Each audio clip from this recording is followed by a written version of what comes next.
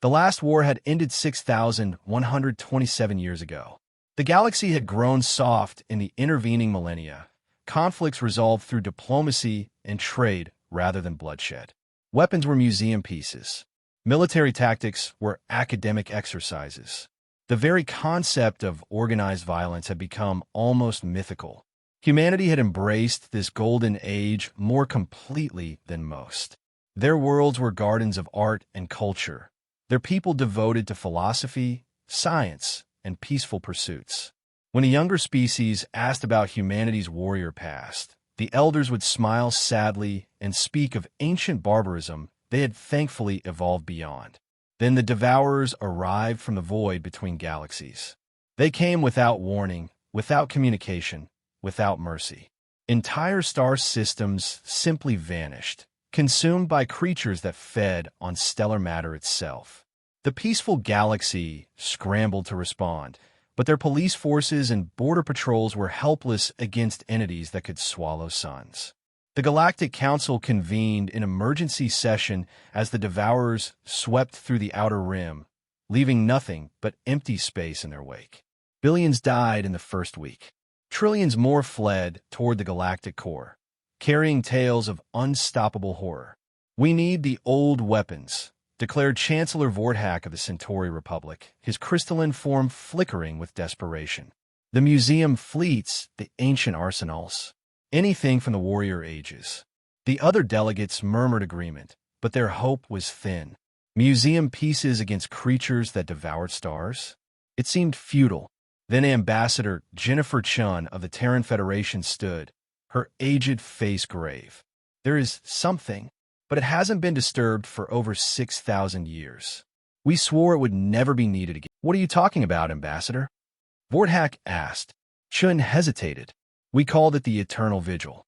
Deep beneath Luna, in chambers sealed since the last war ended. It's been waiting, sleeping, dreaming of peace. But it's programmed to wake if humanity, if the galaxy, ever faced extinction." The vote was unanimous. Whatever humanity had hidden, it was their only hope. The awakening chamber beneath Luna's surface hadn't been opened since the peace accords were signed. Ancient seals cracked as automated systems responded to signals they hadn't received in millennia. Deep beneath the lunar surface, something vast and patient began to stir. It called itself Marcus when it had been human.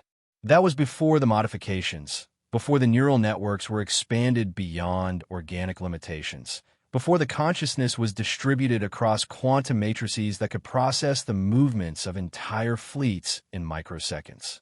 Now, it was simply the Eternal Vigil, humanity's ultimate weapon, created in the final days of the last war, but never used.